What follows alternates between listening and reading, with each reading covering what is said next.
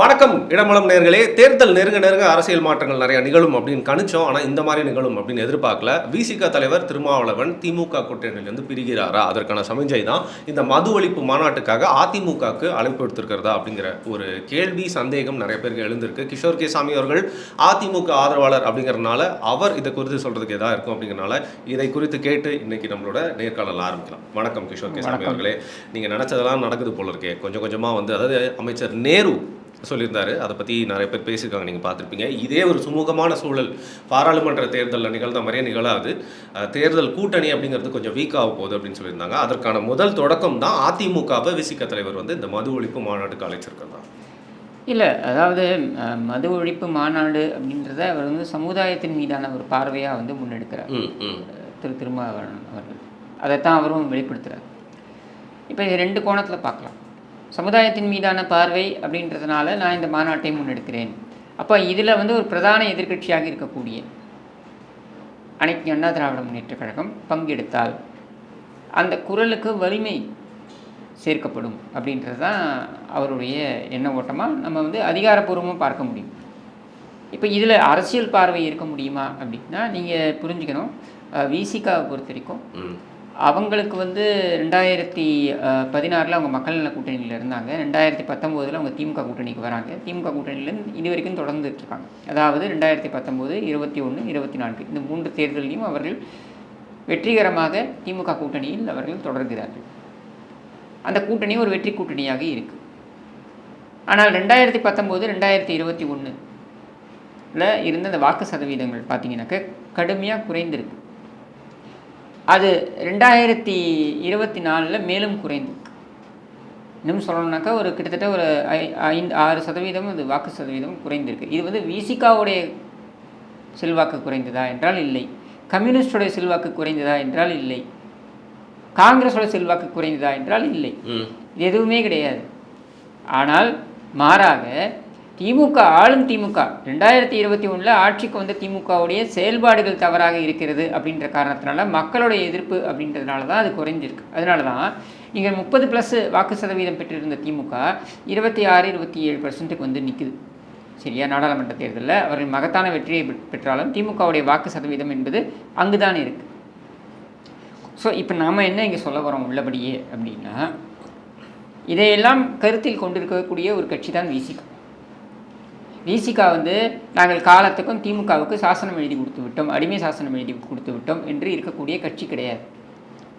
ரெண்டாவது, நீங்கள் அந்த பர்டிகுலர் அவங்களுடைய நிலைப்பாடுகளை எடுத்து பார்த்தீங்கன்னாக்க, விசிகாவோட நிலைப்பாடு எடுத்து பார்த்தீங்கன்னாக்க திமுக அண்ணா திமுக என்று இருவரையுமே சம தூரத்தில் வைத்து அல்லது சம அளவில் வைத்து பார்க்கக்கூடிய ஒரு கட்சியாகத்தான் விசிகா இருந்திருக்கிறது.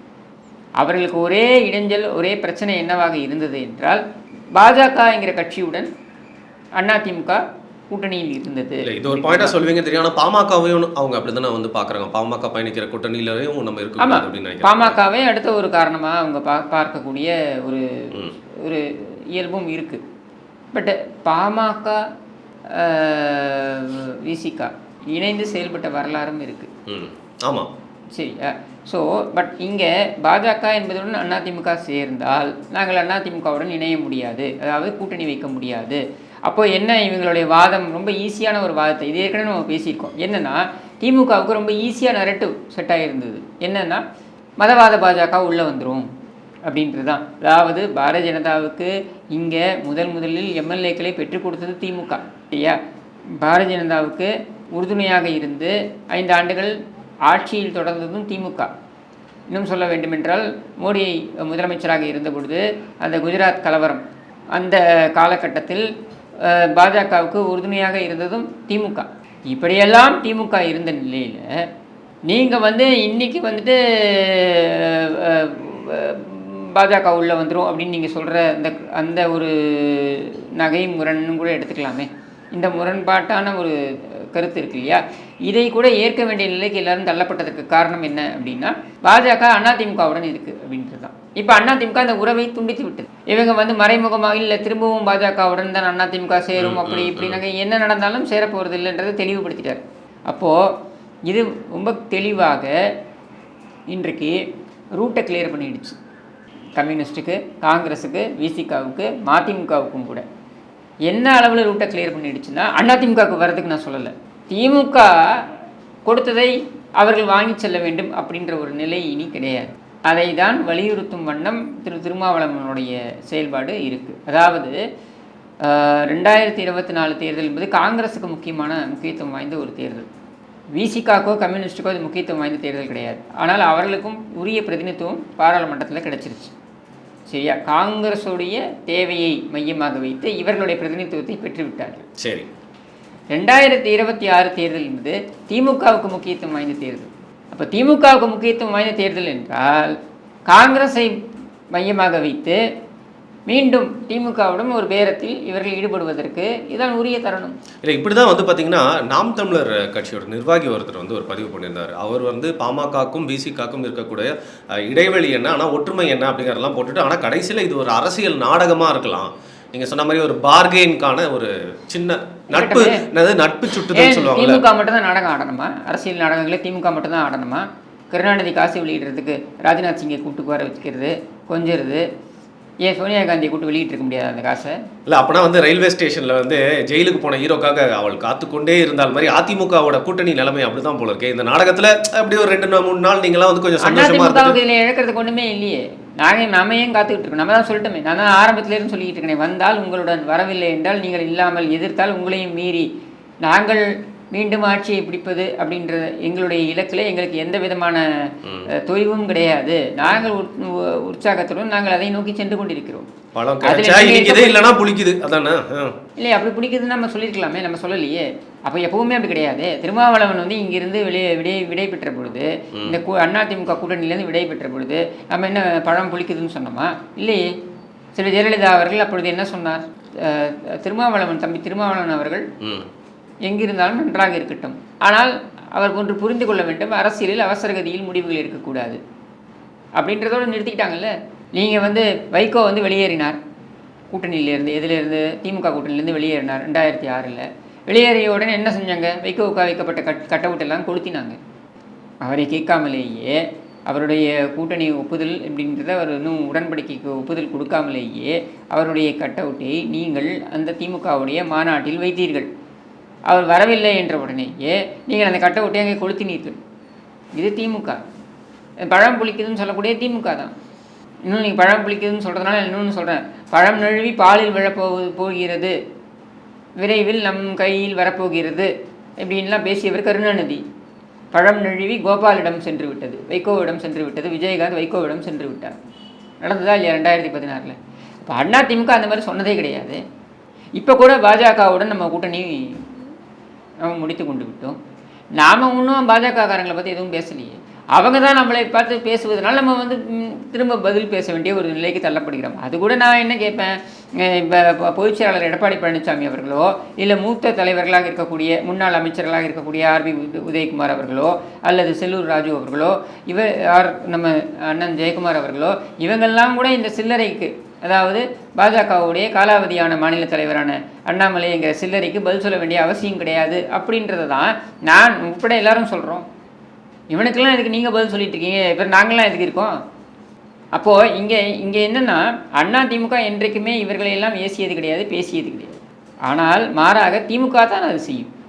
அதனால் நான் ஆட்சேபிக்கிறேன் உங்களுடைய அந்த கூற்று. அதாவது பழம் புளிக்குது அப்படின்னு நம்ம வந்து சொன்னதாக இந்த சோர் கிரேப்ஸ் அப்படின்ற தியரி வந்து அதிமுகவுக்கு பொருந்தவே பொருந்தாது.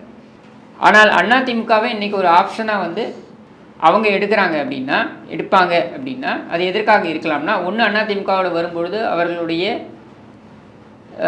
செல்வாக்கு உயரம். ஏன் செல்வாக்கு உயரம் அப்படின்னா, நீங்கள் ஆளும் திமுகவுக்கு ஜால்ரா அப்படின்ற ஒரு எண்ண ஓட்டம் வந்து இன்றைக்கி பரவலாக பதிஞ்சிருக்கு மக்கள் மத்தியில். அப்போது இந்த ஆளும் திமுகவுக்கு ஜால்ராவாக நாம் இருக்க போகிறோமா, அல்லது யார் ஆண்டாலும் சரி, அதாவது அதிமுக ஆட்சியில் இருந்தாலும் சரி, நீங்கள் கூட்டணியில் இருந்தாலும் சரி, நீங்கள் அரசாங்கத்திற்கு எதிராக விமர்சனம் வைப்பதற்கு உங்களுக்கு எந்த தடையும் போடவில்லை அப்படின்ற ஒரு நிலைக்கு நீங்கள் வர வேண்டுமா அப்படின்றத முடிவு செய்ய வேண்டியது விசிகா போன்ற கட்சியோ, காங்கிரஸோ, கம்யூனிஸ்டோ தான். இல்லை, மாறாக நாங்கள் திமுகவுடன் பேரம் பேசுவதற்கு அதை பயன்படுத்தி கொள்ளப் போகிறோம் என்றால் பயன்படுத்தட்டுமே. எதுக்காக திமுகவுக்கு தனி மெஜாரிட்டி கொடுக்கணும்? அதை பயன்படுத்தினால் அதையும் நான் வரவேற்கிறேன்னு தான் சொல்கிறேன். ஓகே, அரசியல் ஒரு காய் நகர்த்தலா சரியா இருக்கும். அரசியல் காய் நகர்த்தலாம் இது இருக்கும் நான் நம்பலை. ஏன்னா அரசியல் காய் நகர்த்தல்கள் நான் பார்த்த வரையில் நான் புரிந்து கொண்ட வரையில், நான் அரசியலை புரிந்து கொண்ட வரையில் அரசியல் காய் நகர்த்தல்கள் கூட்டணியை நோக்கி பயணிக்கும் என்றால் அது அடுத்த ஆண்டு செப்டம்பரில் இருந்து அந்த ஆரம்பிக்கும். சரியா? ஏன் அப்படின்னா ஜூன் ஜூலை வாக்கில் நீங்கள் ராஜ்யசபா தேர்தல் மாநிலங்களவை தேர்தல் வருது. இதில் சில டிமாண்ட்ஸ் வைக்கப்படும்னு நான் நம்புகிறேன். அதாவது காங்கிரஸ் தரப்பிலிருந்தோ கம்யூனிஸ்ட் தரப்பிலிருந்தோ இல்லை இதர கூட்டணி கட்சி வைகோ கூட வைக்கலாம் டிமாண்டு. ஏன்னா அவருடைய பதவிக்காலம் முடிவுக்கு வருது அப்படின்னும் பொழுது எனக்கு நீங்கள் ராஜ்யசபா சீட்டு கொடுங்க அப்படின்னு கேட்கலாம். சரியா? இப்படி கேள்விகள். ஏன்னா அவருக்கு அந்த உத்தரவாதம் கொடுக்கப்பட்டதாக சொல்லப்படுகிறது. அவர் 2 சீட்டு கேட்டார், 1 சீட்டு தான் கொடுத்தாங்கன்னு நினைக்கிறேன் மதிமுகவுக்கு. அப்போ அப்படின்னும் பொழுது இந்த உத்தரவாதமும் கொடுக்கப்பட்டது அப்படின்னு கேள்வி. சரியா? அப்போது அப்படிப்பட்ட ஒரு சூழலில் அவரும் டிமாண்ட் பண்ணலாம். ஏன்னா கமலஹாசனுக்கு ஏற்கனவே தரேன்னு சொல்லி இவங்க உத்தரவாதம் கொடுத்ததாக அந்த உடன்படிக்கையிலே இருக்குது அப்படின்னும் பொழுது கமலஹாசனை ராஜ்யசபா எம்பி ஆக்குவீர்கள், உங்களுடன் பயணித்த என்னை ஆக்க மாட்டீர்களா, எங்களுக்கு அப்புறம் வந்தவர் தானே கமலஹாசன் அப்படின்ற கேள்வியை காங்கிரஸும் முன்வைக்கலாம், கம்யூனிஸ்ட்டும் முன்வைக்கலாம், இவங்க மதிமுக முன்வைக்கலாம். அப்போது இதுக்கு திமுக உடன்பட போகிறதா இல்லையா அவங்க கட்சிக்குள்ளேருந்து கேட்பாங்கல்ல, எங்களுக்கு கொடுக்க வேண்டியது இருக்குன்னு கேட்பாங்கல்ல. அப்போது இங்கே இந்த மாதிரியான ஒரு அரசியல் நகர்வுகள் இருக்குது. அதே மாதிரி அதிமுக தரப்புலையும். அப்போது இதெல்லாம் முடிஞ்சதுக்கப்புறம் தான் செப்டம்பர்லேருந்து அவங்க ஆரம்பிப்பாங்க. அதே மாதிரி அடுத்த ஆண்டு மாநில தேர்தல்கள் நடைபெறப் போகிறது, பீகார் உட்பட மாநிலங்களுக்கு நடைபெறப் போகிறது என்கிற பொழுது அந்த அரசியல் நகர்வுகள் என்பது பல அதிர்வுகளை ஏற்படுத்தும் அப்படின்ற ஒரு எண்ண ஓட்டமும் இருக்குது. ஏன்னால் நான் கணிக்கின்ற அளவிற்கு, நான் பார்க்கின்ற வகையில் இந்த ஆண்டு நடக்கப் போகின்ற அந்த 4 மாநிலங்களுக்கான அந்த தேர்தல், அதில் 3 மாநிலங்களில் பாஜக பின்னடைவை சந்திக்கும் அப்படின்ற ஒரு நிலை இருக்குது. அதாவது ஹரியானா, மகாராஷ்டிரா, ஜம்மு அண்ட் காஷ்மீர், இந்த 3லும் பின்னடைவை சந்திக்கின்ற சூழலில் பிரதமர் மோடி அவர்கள் அந்த பிரதமர் பதவியில் தொடர்வது சம்பந்தமான பிரச்சனைகள் ஏற்படும் அப்படின்றது நான் கணிக்கிறேன். அப்படி இருக்கும் பொழுது பிரதமர் மோடி அவர்களே அங்கே பிரதமராக இருப்பாரான்னு தெரியாத சூழ்நிலையில் நிறைய அரசியல் மாற்றங்கள் ஏற்படலாம். இப்படியெல்லாம் இருக்கக்கூடிய ஒரு சூழலில் ஏன்னா நீங்கள் ஒரு மாநில தேர்தல் 2016 மேங்கிற நிலையில் நீங்கள் செப்டம்பர் 25 தான் உங்களுக்கு கூட்டணி நகர்வுகள் நடக்கும். அதுவரையில் ஒவ்வொரு கட்சியும் தன்னை நிலைநாட்டிக் கொள்ள முயற்சிக்கும். அது தேசிய ஜனநாயக கூட்டணியில் இருக்கக்கூடிய பாமகவாக இருக்கட்டும், அதிமுகவில் இருக்கக்கூடிய தேமுதிகவாக இருக்கட்டும், அல்லது திமுக கூட்டணியில் இருக்கக்கூடிய காங்கிரஸ், விசிக, மதிமுக கூட நிலைநாட்டிக் கொள்ளும், கம்யூனிஸ்ட் கூட செய்வார்கள். அது மட்டும் இல்லாமல் விஜய் கட்சி வரப்போகுது. என்ன மாநாட்டிற்கு ராகுல் காந்தியை அழைப்பாரா இல்லையா நமக்கு தெரியாது. சரி, இந்த மாதிரி நிறைய நகர்வுகள்லாம் இருக்குது. ஸோ இப்படிலாம் இருக்கக்கூடிய சூழலில் இது அரசியல் நகர்வு அப்படின்னு இன்றைக்கி ஏதாவது ஒரு முடிவை திருமாவளவன் அவர்கள் எடுப்பாரா என்றால் கண்டிப்பாக இல்லை. சரி, ஓகே. அதிமுகவோட ரெஸ்பான்ஸ் இதில் எப்படி இருக்குது அப்படின்னு நீங்கள் பார்க்குறீங்க? ஏற்கனவே ஜெயக்குமார் அவர்கள் பதில் சொல்லியிருக்காரு, நாங்கள் வரவேற்கிறோம், அது மட்டும் இல்லாமல் பங்கேற்பதா அப்படின்றது குறித்து தலைமை முடிவு செய்யும் அப்படின்ட்டு. அதிமுகவை பொறுத்திருக்க அவங்க எப்படி பார்ப்பாங்க? நீங்கள் எப்படி அதிமுகவை முன்வைத்து நீங்கள் உங்கள் பார்க்கையை நாங்கள் காமிப்பதற்கான சூழல் இருக்கா மாதிரி அதிமுகவும் இப்போ பாருங்கள், நாங்கள் இல்லாமல் இங்கே எந்த முக்கியமான விவகாரமும் நடைபெறுவதில்லை. பாருங்கள், ஒரு ப்ரெஸ் மீட்டில் வேறு எந்த கட்சி பேரும் சொல்லலை, காங்கிரஸ் பேரை சொல்லலை, கம்யூனிஸ்ட் பேரை சொல்லலை, என்ன மதிமுக பேரை சொல்லலை, எந்த கட்சி பேரும் சொல்லலை, ஏன் விஜய் கட்சி பேர் கூட சொல்லலை, நாம் தமிழர் கட்சின்னு சொல்லலை. அவர் எந்த கட்சியை சொல்கிறாரு? அதிமுகன்னு 2 முறை அவர் வலியுறுத்துகிறார்.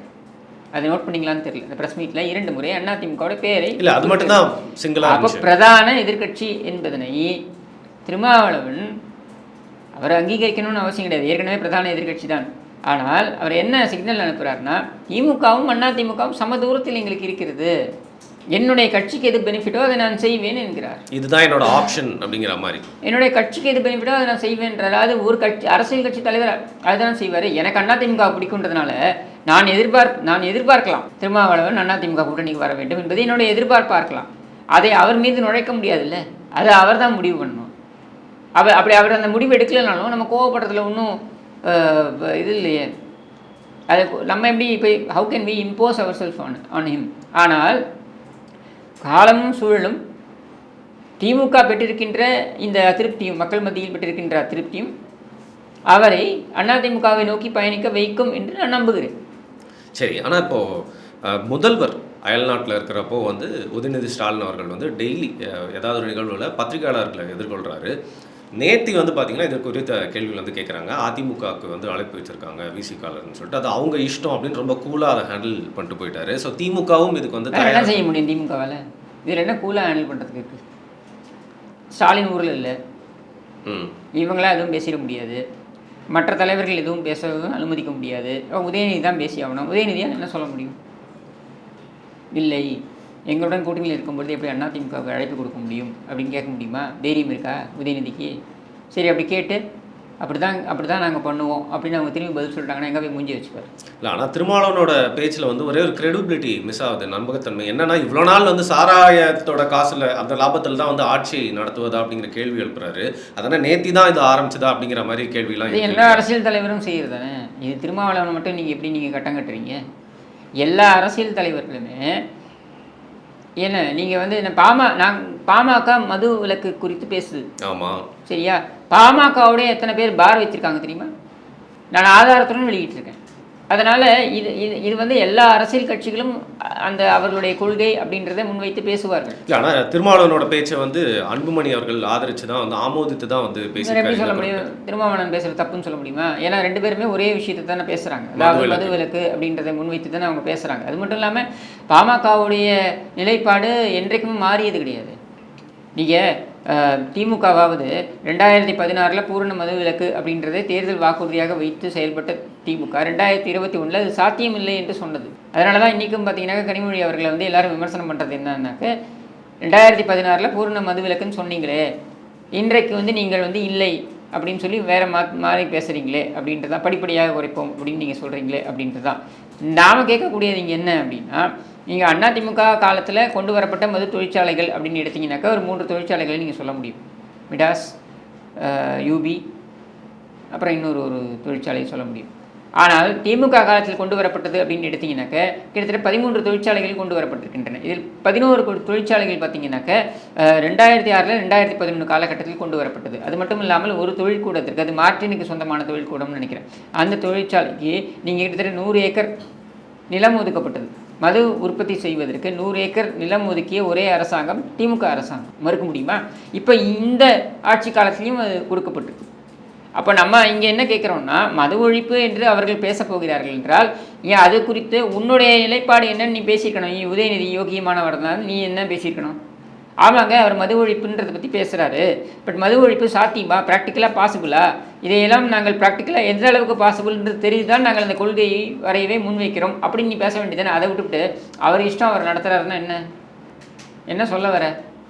எல்லாம் உனக்கு என்ன சொல்கிறதுன்னு தெரியல. இது என்ன கூலாக இருக்குது பேசுறதுக்கு? இல்லை, ரொம்ப ஈஸியாக அதை இன்ஸ்டண்ட்டாக ஹேண்டில் பண்ணார். அது இன்ஸ்டண்ட்டாக என்ன ஹேண்டில் பண்ணுறதுக்கு உனக்கு எதுவும் சொல்ல தெரியாதுன்றது தான் அதுலேருந்து பிரதிபலிக்குது. சரி, எனக்கு சில நாட்களுக்கு முன்னாடி நம்ம ஏற்கனவே சொன்ன மாதிரி KN நேரு அவர்கள் பேசின பேச்சு, ஸோ அவருக்கு இதெல்லாம் வந்து தெரிஞ்சிருக்கு குறிப்பாக. ஏன்னா சீனியர்கள் பேச முடியாது, இப்போ ஸ்டாலின் ஊரில் இல்லாதனாலும் சொல்கிறீங்க. ஆனால் அவர் இப்படி ஒரு மேடையில் வந்து பேசியிருக்காரு இல்லையா? அவருடைய கட்சி மேடையில் பேசி, ஒரு கட்சியுடைய மேடையில் சொல்கிறேன். இப்போ அவங்க கட்சி உறுப்பினர்கள் செயல் வீரர்கள் கூட்டம் நடக்குது. செயல் வீரர்கள் கூட்டத்தில் அவர் அப்படித்தான் பேசுவார், ஊக்கப்படுத்துறதுக்காக அப்படிங்கிறீங்க. அவர் சொல்லி தான் ஆகணும், உஷாராக இருங்கப்பா, எல்லாமே இப்படியே போகும்னு நினைக்காதீங்க, கம்ப்ளேசண்ட்டாக இருக்காதீங்க அப்படின்றது தான் அவர் ஊக்கப்படுத்துறதுக்கு மட்டும் எடுத்துக்க முடியாது இல்லையா? இன்னொரு சைடு ஒரு உண்மையும் வந்து வெளிப்படுத்தியிருக்காரு அப்படின்னு தானே பார்க்கணும். ஆமாம், அது உண்மை தானே. ஏன்னா ஒரு பக்கம் கார்த்திக் ப. சிதம்பரம் பேசிட்டு இருக்காரு, இன்னொரு பக்கம் வந்து விசிக அப்படி அதிமுக. ஏன் இன்னைக்கு திருமாவளவன் அவர்கள் ஒரு அறிக்கை விட்டுருக்காரு. என்ன சொல்லியிருக்காரு? அரசியல் பகைவர்கள் மீது கஞ்சா வழக்குகள் போடப்படுகின்றது, உண்மையில் கஞ்சா விற்பவர்கள் மீது நடவடிக்கைகள் எடுக்கப்படுவதில்லை அப்படின்னு பொருள்பட ஒரு அறிக்கை விட்டு. யாரை குறித்து சொல்றாரு? என்ன, சவுக்கு சங்கர் உட்பட நிறைய பேர் இந்த மாதிரி பாதிக்கப்பட்டிருக்காங்கல்ல, அவர்களை குறித்து கூட இருக்கலாம். ஓகே, ஸோ நேரு அவர்கள் சொன்னதுல ஒரு பக்கம் உண்மை, இன்னொரு பக்கம் கட்சியினர் சொல்லியிருக்காரு. நேருக்கோ துரைமுருகனுக்கோ யதார்த்த அரசியல் தெரியாதா? அது தெரிஞ்சதுனால அவங்க பேசுறாங்க. சரி, அப்ப இன்னொரு பக்கம் இப்படி ஒரு வீக்கான பாயிண்ட்ல திமுக இருக்கு அப்படின்னு தெரிஞ்சுட்டு தான் அவங்களோட பார்கெனையும் உள்கட்சி பிரச்சனைகளையும் வீக்கான பாயிண்ட்லாம் இல்லை, they are in very strong point தான். ஆனால் அவங்க ஸ்ட்ராங்கஸ்ட் பாயிண்ட் என்னன்னா அலையன்ஸ். ஓகே, அதுதான் சொல்கிறேன், புரிஞ்சுதா? அப்போது இந்த ஸ்ட்ராங்கஸ்ட் பாயிண்ட் அலையன்ஸ் அப்படின்னும் பொழுது இதில் இருக்கக்கூடிய அலையன்ஸ் பார்ட்னர்ஸ் இருக்காங்க இல்லையா, அவங்க இப்போ டிமாண்ட் பண்ண ஆரம்பிப்பாங்க. இப்போ ஒன்றுமே இல்லை, இது இப்போ இங்கே NDA கூட்டணியில் அதிமுக தொடர்ந்துன்னு வைங்களேன், அன்அசைலபிள் பொசிஷன். திமுகவை யாருமே தொட்டு பார்க்க முடியாது. அப்படிப்பட்ட ஒரு யாருமே தொட விரும்ப மாட்டாங்க, அது வேறு விஷயம். நான் சொல்கிறது வந்து அதர்வைஸ் அதாவது அவங்களுக்கு வந்து ஒரு அட்வான்டேஜ் இருந்திருக்கும். இப்போ அதிமுக பாஜகவுடன் கூட்டணி இல்லை அப்படின்ற ஒரு சூழலில் இந்த கட்சிகள் இருக்காங்க இல்லையா, அவங்களுக்கு ட்வின் அட்வான்டேஜ். ஒன்று அதிமுகவோட போனால் கூடுதல் இடம் கிடைக்கும், இல்லை திமுகவுடையும் பேரம் பேசினாலும் எனக்கு கூடுதல் இடம் கிடைக்கும். எப்படி பார்த்தாலும் வின்-வின் சுச்சுவேஷன். அப்படித்தானே அவங்களுடைய கட்சியிலிருந்து நம்மளை வந்து திருமாவளவனுடைய இடத்தில் பொருத்தி பார்த்தோம்னாக்க இது அட்வான்டேஜ் சுச்சுவேஷன் தானே. இதை ஏற்படுத்தி கொடுத்துருக்கிறது அதிமுக இல்லையா? சரி, இப்போ அடுத்து இப்போ வந்து பார்த்தீங்கன்னா அந்த மகாவிஷ்ணு அவருடைய விஷயங்கள் பற்றி நம்ம ஏற்கனவே பேசியிருக்கோம், ஒரு கைது நடந்தது. ஆனால் இப்போ வெளிவரக்கூடிய விஷயங்கள்லாம் புதுசாக இருக்குது, அதெல்லாம் நீங்கள் பார்த்துட்டு இருக்கீங்க அப்படின்னு நினைக்கிறேன். அதாவது அவர் இப்படி பேசிட்டாரு, ஒரு கவர்மெண்ட் ஸ்கூலுக்குள்ளே போய் ஒரு ஆசிரியர் இப்படி கேள்வி கேட்டார் அப்படிங்கிற ஒரு கோபம் இருந்தது அரசாங்கத்துக்கு. அமைச்சர்லாம் கூட நடவடிக்கை எடுக்கிறேன்னு சொல்லி இப்போ கைதும் பண்ணியாச்சு. ஆனால் கைதுக்கு அப்புறம் வெளிவரக்கூடிய விஷயங்கள்லாம் என்னென்னு பார்த்தீங்கன்னா, சிட் ஃபண்ட் நடத்தியிருக்காரு, அதில் மோசடி பண்ணியிருக்காங்க, அதில் நிறைய பேர் வந்து இன்வால்வ் ஆகிருக்காங்க, அண்ட் வந்து போலி மாத்திரைகள்லாம் வந்து விற்றுருக்காங்க, அதுலேயும் பார்த்தீங்கன்னா நிறையா குளறுபடிகள் இருக்குது அப்படின்லாம் வந்து சொல்கிறாங்க. இதற்கு முன்னாடி வந்து யார் இதுக்கெல்லாம் உதவி இருக்கா அப்படின்னு பார்க்குறப்போ முன்னாள் அதிமுக அமைச்சர்களோட பேர்லாம் வந்து அடிப்படுது. இதெல்லாம் நீங்கள் கவனிச்சுட்டு இருக்கீங்களா? சரி, நீங்கள் சிட் ஃபண்ட் நடத்துறதா இருக்கட்டும், இல்லை போலி மருந்துகள் விற்றுருக்காங்க அப்படின்னு சொல்கிறதாங்க, சபரீசன் மேலே கூட தான் போலி மருந்து வழக்கு இருக்குது. இல்லை, ஆதாரத்தோடு பேச சும்மா ஏதோ வந்து சிபிசிஐடிக்கு போச்சு, விசாரணைக்கு போய் அது மர்மமான முறையில் மூடப்பட்டது. இப்போ அதுக்கு என்ன திமுக தான் காரணம்னு சொல்ல முடியுமா? அது பொய் குற்றச்சாட்டாக கூட இருக்கலாம்ல. மர்மமான முறையில் எப்படி மூடப்பட்டதுன்னு சொல்கிறீங்க? சிபிசிஐடியில் அந்த விசாரணை மர்மமான முறையில் மூடப்பட்டது இப்பவும் சொல்கிறேன் நான். இப்போ என்ன அது திமுக தான் காரணம் எடுத்துக்கலாமா? சரி, பழி போடுறதா இருக்கே தவிர்த்து நான் கேட்ட கேள்வி. திமுகவுடைய மாப்பிள்ளை சார் என்று அழைக்கப்படுகின்ற திமுகவுடைய பவர் சென்டராக இருக்கின்ற ஒரு நபர் மீது போலி மருந்து ஊழல் குற்றச்சாட்டு வந்ததா இல்லையா? ஊழல் இல்லை, போலி மருந்து விற்பனை செய்தார் என்ற குற்றச்சாட்டு வந்ததா இல்லையா? சிபிசிஐடி வரைக்கும் போச்சா இல்லையா? அப்போ என்ன திமுக அது செய்ததுன்னு எடுத்துக்கலாமா? எடுத்துக்க முடியாது. என்றால் யாரோ ஒருவன் எங்கேயோ ஒரு சிட் ஃபண்ட் நடத்தினால் சிட் ஃபண்டுக்கு வந்து ஏதோ ஒரு இடத்துல அதிமுகவுடைய முன்னாள் அமைச்சர்கள் உதவினார்கள்னு சொல்கிறதுக்கு அதிமுகவுக்கு என்ன சம்பந்தம் இருக்க முடியும்? இந்த நபரோட வளர்ச்சியில் வந்து அவங்களோட பங்கு இருக்குது, எல்லாரோடைய பங்கும் தான் இருக்கும். ஒருத்தனை வளர்றான் அப்படின்னா லோக்கல் பொலிட்டிஷியன் எல்லா திமுக அதிமுக பாஜக காங்கிரஸ் எல்லாருடைய பொலிட்டிஷியன் எல்லா பொலிட்டிஷியனோட தொடர்பும் இல்லாமல் ஒருத்தன் வளர முடியாது. எனிபடி எல்லா கட்சியோட தொடர்பும் இல்லாமல் அவன் வளரவே முடியாது. லேட்டஸ்ட் அடிஷன் நாம் தமிழ் சேர்த்துக்கோங்க. ஏன் எப்படி சொல்கிறீங்க? ஆமாம், ஒரு அரசியல் அப்படிதான் இருக்குது இல்லையா? எதார்த்த இல்லைனா செயல்பட முடியாது. எப்படி செயல்படுவீங்க? நீங்கள் அங்கே இருக்கக்கூடிய லோக்கல் பொலிட்டிஷியன்ஸோட சப்போர்ட் இல்லாமல் ஒருத்தன் வளரவே முடியாது. எப்படி வளர முடியும்? அப்படியே அவன் வளர்ந்தாலும் கூட அங்கே இருக்க லோக்கல் பொலிட்டிஷியனோட சப்போர்ட்டாக எடுத்துப்பான். ஒன்றும் இல்லைங்க. இப்போ இங்கே ஒரு பில்டிங், இந்த அசோக் நகரில் ஒரே ஒரு பில்டிங், அதை போய் அதுவும் பர்மிஷனோட, லீகல் பர்மிஷனோட, ஏன்னா ஃபுல் ஆத்தரைஸ்டு அப்ரூவ்டு பர்மிஷனோட, கோர்ட்டோடைய பர்மிஷனோட போய் இடிக்கிறோம். சரி, ஓன் பில்டிங்கை இடித்து வேறு கட்டுறதுக்கு வந்து நிற்கிறாங்க அங்கே லோக்கல் பொலிட்டிஷியன் எல்லாம். இதே விசிகாலேருந்து வந்து நிற்கிறான்.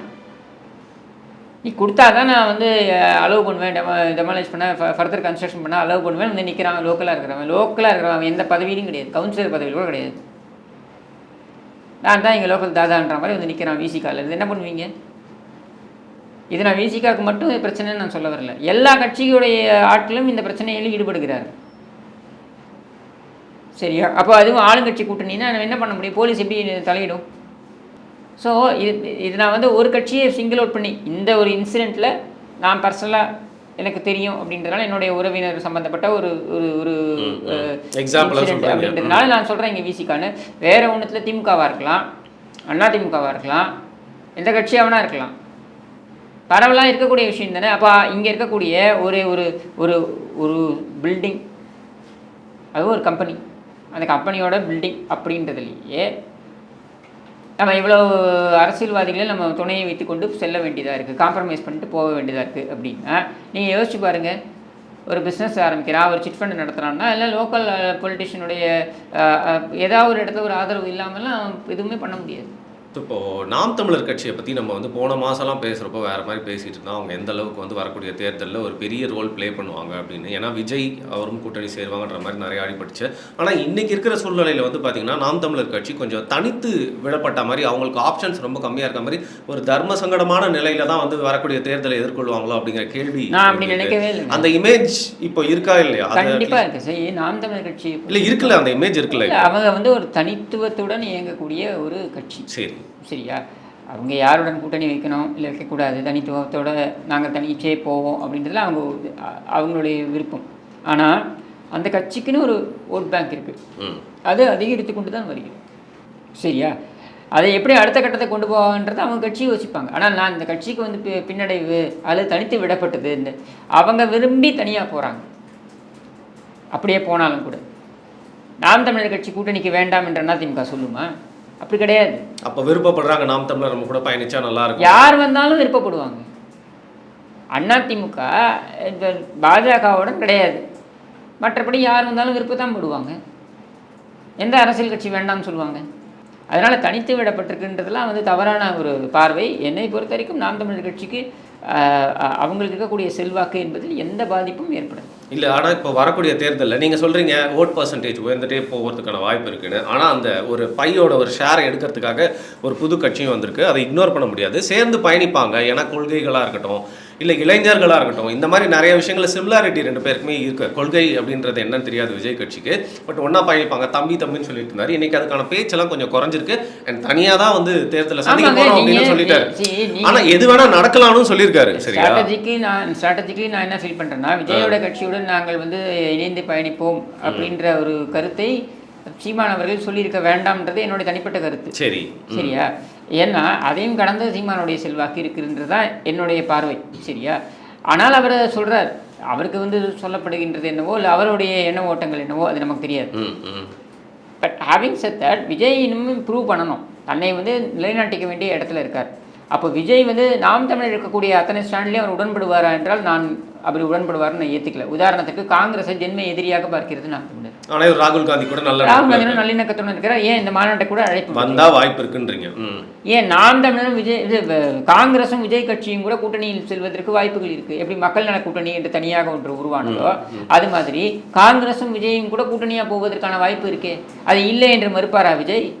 இல்லை, காங்கிரஸ் எங்களுடைய ஜென்ம விரோதி என்று சொல்வாரா விஜய்? ஸோ இந்த மாதிரி டேர்ம்ஸ்லாம் சீமானுக்கும் விஜய்க்கும் செட் ஆகலை. ஆகாது. எப்படி ஆகும்? இப்போ யார் முதலமைச்சர் வேட்பாளர், சீமானா விஜயா? கண்டிப்பாக இந்த கேள்விகள்லாம் வந்து நிகழும் இல்லையா? அப்போ இந்த இடத்துல நீங்கள் வந்து யார் எவ்வளவு சீட்டு ஒதுக்குவீங்க? விஜய் கட்சி சீமானுக்கு இடம் ஒதுக்குமா அல்லது சீமான் விஜய் கட்சிக்கு இடத்தை ஒதுக்குவார்களா? ஆஸ் ஆஃப் நோ சீமான் ஒரு ப்ரூவன் லீடர், விஜய் ஒரு ப்ரூவன் லீடரா? இல்லை. அதை விஜய் ஏற்றுக்கொள்வாரா? இப்படி நிறைய விஷயங்கள் இருக்குல்ல. சரி, இப்போ இதற்கு இடையில் வந்து பார்த்திங்கன்னா எடப்பாடி பழனிசாமி அவர்களுடைய மகன் மிதுன் வந்து விஜய் அவர்கள் கூட வந்து தொடர்பில் இருக்கிறதாகவும் அவங்க வந்து பேசிகிட்டு இருக்கிறதா சொல்கிறாங்க. அதற்கு கவுண்டர் பண்ணும் விதமாக தான் ஓபிஎஸ் உடைய மகன் ஓபிஆர் அவர்களும் வந்து ரவீந்திரநாத்தும் வந்து பார்த்திங்கன்னா விஜய் கூட தொடர்பு ஏற்படுத்திக்க முயற்சிக்கிறதா சொல்கிறாங்க. ஸோ இதெல்லாம் வந்து எந்த அளவுக்கு உண்மை இல்லை கட்டுக்கதை? நீங்கள் திரும்ப சொல்கிறேன், எடப்பாடி பழனிசாமி அவர்கள் கட்சியுடைய பொதுச்செயலர்.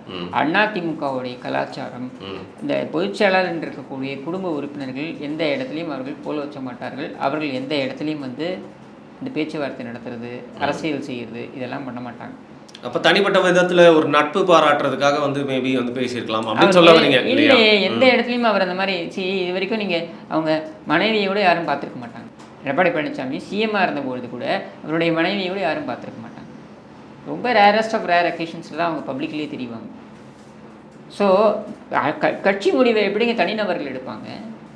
இதெல்லாம் திமுகவா? மாப்பிள்ளை சார்ன்னு சொல்லி எவ்வளோ ஒரு ஆள் யாருன்னு தெரியாத ஒரு மர்ம நபர் எடுக்கிறதுக்கு.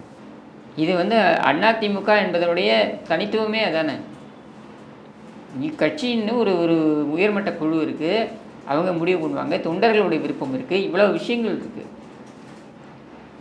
அதனால் ஒரு எடப்பாடி பழனிசாமி அவர்கள் என்பவரை நாங்கள் கொண்டாடுகிறோம், என்னென்ன எங்களுடைய பொதுச்செயலாளர் என்று கொண்டாடுகிறோம் என்பதுதான் அதிமுகவுடைய ஸ்டாண்ட். அதோடு நிறுத்திக் கொள்வார்கள்.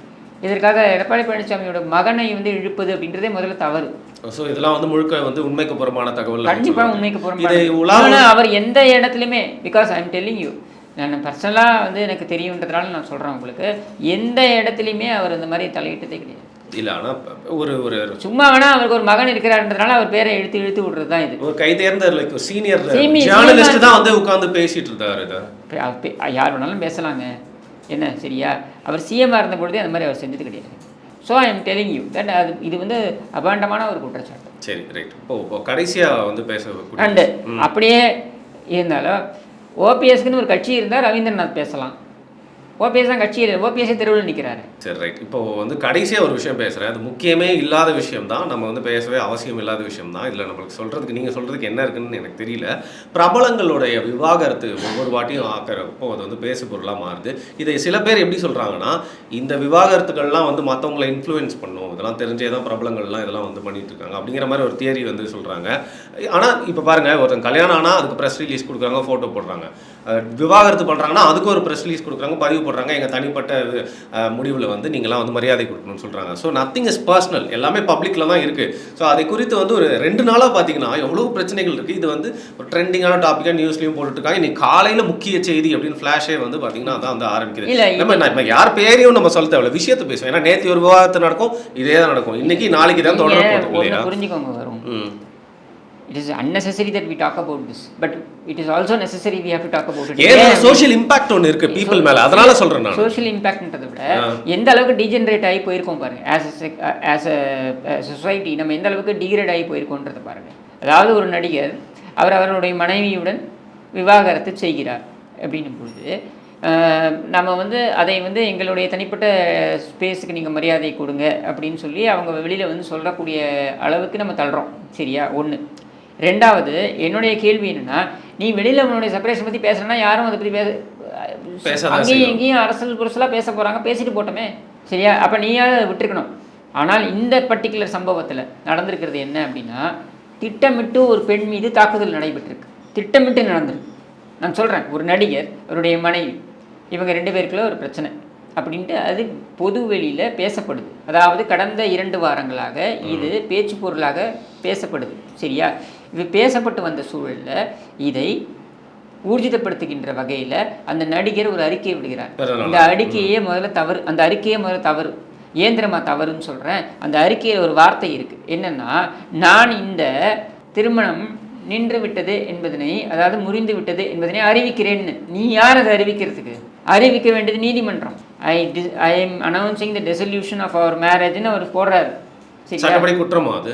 எப்படி சட்டப்படி சரியாகும் அது? Who are you to dissolve the marriage? The marriage has to be dissolved by the judge if it goes to a court. இல்லையா? இல்லைனா மியூச்சுவல் கன்சென்ட். மியூச்சுவல் கன்சென்ட்டில் 2 பேரும் we separate அப்படின்னு சொல்லிட்டாங்கன்னா அப்போவும் it has to go to the court, legal proceedings வழியாக போய் ஆகணும். இல்லையா? அப்படின்னும் பொழுது I announce a dissolution of the மேரேஜ்னு தனிச்சையாக நீ எப்படி அறிவிக்க முடியும்? சரி, okay okay. So that was wrong. அது மட்டும் இல்லாமல் அதை அவர் அறிவித்து 3-4 நாளில் வேணும்னே அவருடைய பிஆரை வச்சு பல யூடியூப் சேனலில், இன்னும் சொல்ல வேண்டும் என்றால் பச்சையாக பேரை சொல்லியே சொல்கிறேன், இந்த வலைபேச்சுன்ற கும்பல் இருக்குது பாருங்க. வலைபேச்சு. Okay okay. அதாவது விலை பேசுகிற கும்பல் தான் அது. இந்த வலைபேச்சுங்கிற கும்பல் இவங்க வந்து பேசுகிறாங்க. என்ன தெரியுமா பேசுகிறாங்க? அவங்க அந்த நடிகர் ஷூட்டிங் ஸ்பாட்டில் இருக்கும்பொழுது டைட்டு 12:30 மணிக்கு போய் ஹாஸ்பிட்டல் இது ஹோட்டல் ரூம் கதவை தட்டி அந்த நடிகர் வந்து யாரோட இருக்காரு, தனியாக தான் இருக்காருன்னு அவங்க செக் பண்ணுவாங்களாம். அவங்க மனைவி இவங்க பார்த்தாங்களா பக்கத்தில் இருந்து? கேட்டால் சொல்லப்படுகிறது, இங்கிருந்து தகவல் வருகிறது.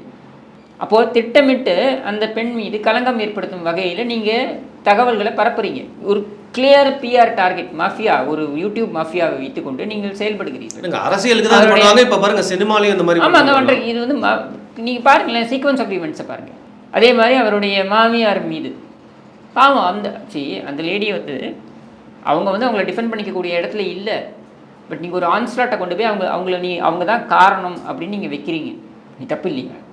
அன்றைக்கி அந்த மனைவி அவங்க வந்து இன்றைக்கி வந்து அவங்க ஒரு இது வெளியிட்டிருக்காங்க, அறிக்கை வெளியிட்டிருக்காங்க. என்னை கன்சல்ட் பண்ணாமலேயே இவர் வந்து சொல்லிட்டாரு அப்படின்ட்டு. அப்போ என்ன அர்த்தம்? அது என்னை வந்து கன்சல்ட் பண்ணாமலேயே இவர் வந்து இந்த மாதிரி அறிக்கையை விட்டுருக்காரு. அது மட்டும் இல்லாமல் நிறைய ஊடகங்களில் ரொம்ப தவறாக பேசுகிறீங்க அப்படின்ட்டு. இது தப்பு இல்லையா? அதாவது நீங்கள் இந்த மாதிரியான பிரபலங்கள் பிரிவு ஏற்படும் பொழுது என்ன ஆகும்னா, அவங்க 2 சைட்லேயும் பேசிப்பாங்க மியூச்சுவல் கன்சென்ட்டில். அப்போ 2 பேருமே ஒரே சமயத்தில் அறிக்கையை விடுவாங்க. கிட்டத்தட்ட ஒரே மாதிரியான அறிக்கையாக அது இருக்கும். இது ஏன் நடக்குது அப்படின்னா, மியூச்சுவல் கன்சென்ட்ன்றதை பொதுவில் பதிவு பண்ணுறாங்க. நாளைக்கு கோர்ட்டுக்கு போகும்போது அவங்க என்ன பண்ணலாம்? இது பாருங்கள், நாங்கள் 2 பேருமே வந்து அறிவிச்சிருக்கோம், 2 பேருமே அதிகாரப்பூர்வமாக அறிவிச்சிருக்கோம் அப்படின்றத நம்ம கொண்டு போய் நீதிமன்றத்தில் ஆவணமாக நீங்கள் சப்மிட் பண்ண முடியும். ஆனால் இங்கே என்ன நடந்திருக்குன்னா, ஒரு நடிகர் தன்னிச்சையாக அவருடைய பிரிவை, அதுவும் இந்த அந்த பிரிவை மட்டும் சொல்லியிருந்தால் பரவாயில்ல, அவர் இந்த திருமணம் இது நின்று விட்டது அப்படின்னு அவர் சொல்கிறார். எப்படி சொல்ல முடியும் அவரால்? சட்டப்படி குற்றம் அது. சரியா? அப்போது இதை மையமாக வைத்து என்ன, அந்த பெண்ணிடமிருந்து எந்த தகவலும் வரல, அவங்க தரப்பில் எந்த தகவலும் வரலன்ற நிலையில் ஒரு ஜாயிண்ட் ஸ்டேட்மெண்ட்டாக கூட இவர் விடாமல், தன்னிச்சையாக அவர் விட்டுருக்காருன்றதை கண்டிக்காமல், மாறாக என்ன பண்ணியிருக்காங்க, அந்த பெண்ணுடைய தாயை பற்றியும் அந்த பெண்ணை பற்றியும் மிக மோசமாக பரப்புதல்களை பண்ணுறாங்கன்னா, பரப்புரைகளை பண்ணுறாங்கன்னா, திட்டமிட்டு நடந்திருக்கின்ற ஒரு ஒரு ஒரு மாஃபியா இதுதான். பேமெண்ட் ரிசீவ்டுன்றீங்க. ஆமாம், பிஆரை வச்சு பேமெண்ட்டை கொடுத்து இது மாதிரி பேசுங்க அப்படின்னு நீங்கள் பண்ணியிருக்கீங்க. இது கேவலம். சரி, இதுக்கு மேல நம்ம இதை பத்தி பேசினா நம்மளுக்கும் ரொம்ப கேவலம். ஏன்னா ஆனா இதெல்லாம் நடக்குது நிறைய பேருக்கு தெரியாது, தெரியணுன்றதுனால நான் சொல்றேன். Okay okay right. மிக்க நன்றி. நீங்கள் வந்து அரசியல் மட்டும் இல்லாமல் நிறைய விஷயங்களை வந்து ஃபாலோ பண்ணிட்டு இருக்கீங்கன்னு தெரியும். அதனால தான் கடைசியாக இந்த விஷயத்தை பற்றி கேட்டேன். ஏன்னா எங்கே பார்த்தாலும் இதை பற்றி தான் வந்து பேசிகிட்டு இருந்தாங்க. உங்களோட பதிலுக்கு நன்றி.